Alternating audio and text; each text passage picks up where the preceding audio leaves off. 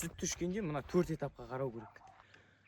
Біріншісі, мал қайда жайылды, екіншісі, мал қандай уход алды, үшіншісі, мал қалай сауылды, төртіншісі, ол қандай уход, малдың өзі қандай, сүттің өзі қандай уход алды.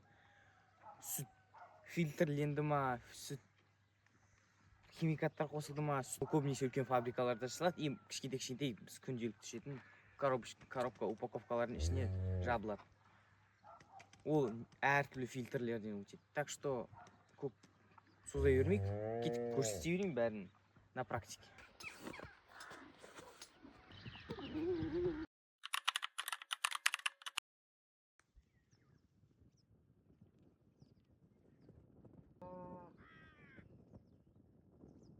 Малдар жайылымға шыққанда да нағыз уколдардың көкесі басталады. Адамдар ивермек салады. Себебі малдар кенеле бастайды. Кене негізі бұлай зияны жоқ, мен байқағанымдай.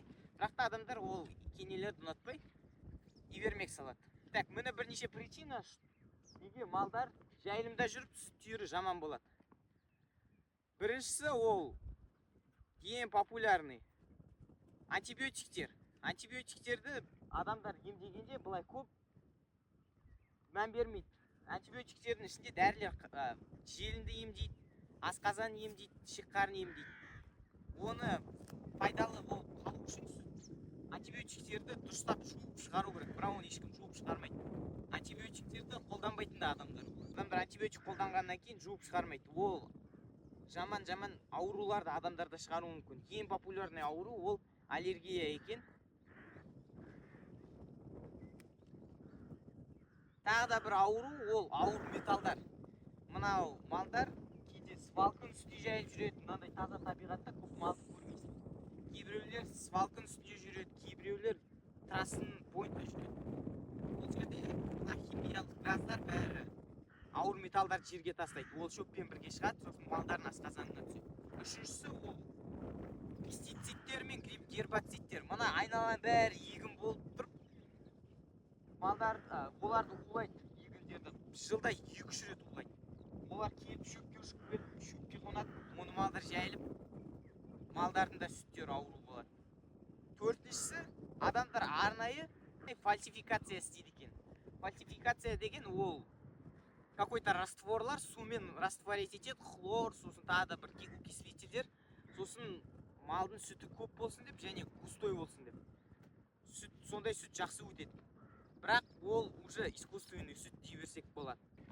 Бесіншісі ол табиғи нәрсе, бірақ та бәрібір. Буаз сиырды сауатын адамдар көп.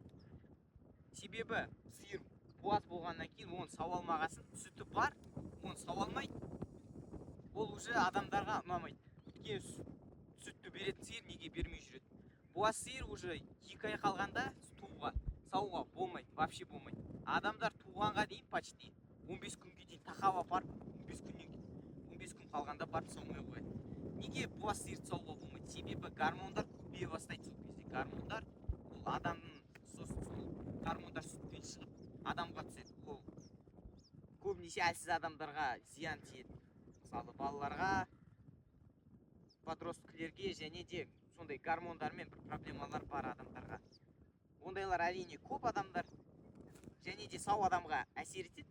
Но сау адам оны көтеріп шығарады.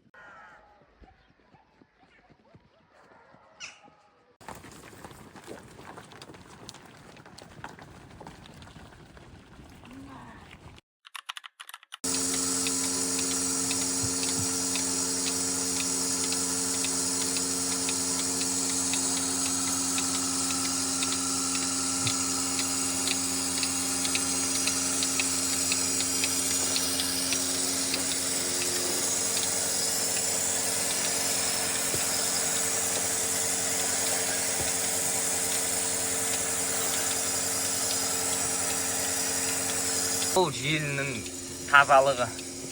Міне желінің тазалығы ең проблемный нәрсе. Бұны жуу дейтін бір жүр. Азанда тем более боқ-боқ болады. Сосын астары бар. Астары да боқ-боқ болады. Кейде бұзаулар келетіп, бұзаулар жібереміз, или былай сиыр теуіп жібереді. Мына аппаратқа жалғанып тұрған жерін сыр жібереді. Сол кезде мына аппарат пылесос ұстап боқтың бәрін ішіне сорып алады. кәм аппаратный бәрін сорып алады. Оны жууға бізде 15-20 минут точно кетеді. Оны кім жусын, бірақ бұлай. Міне, бірінші шаймастан алдым, мен сазоктарды шай жөрем баклашкамен. Бұны көбісі мен бермейді, мен постоянно қақсалап жүрем. Шайындар деп. Осылай бәрін жуып шығам. Бұлар ондай қатты кірленбейді, шан-шан болып тұрады бұлай айтқанда. Ондай қатты жууға уақыт көп кетпейді. Бір шай жөсек, сонда өз жарайды. Мына шуаштың иісі шықпау үшін сүттен не істейміз біз? Біз бірінші алып, мына үстіндегі нәжісті бәрін жақсылап тұрып қағамыз. Мына үстіндегі нәжіс сүттің ішіне түседі. Оны қаққан соң, мына желінің жақсылап жуамыз. Ол кетпей атса, біз содовый су қолданамыз. Олмен де кетпей жатса, сабын суды да қолданамыз. Сосын біз оның үстіне тағы мынандай марлевый шелек қолданамыз. Марлы үстіне қоямыз. Оны кез келген нәрсемен бекітуге болады. Бұлай резинкамен бекітсеңдер жақсы тұрады. Мынандай резинкамен бекітсеңдер. Сосын мынау бүйтіп сауып атқанда, мыналар қалып кетеді қанша қақсаңдарды. Ол бүйтіп сауып атқанда түсіп қалса ішіне, алып тастау оңай, ол сүттің ішіне түспейді.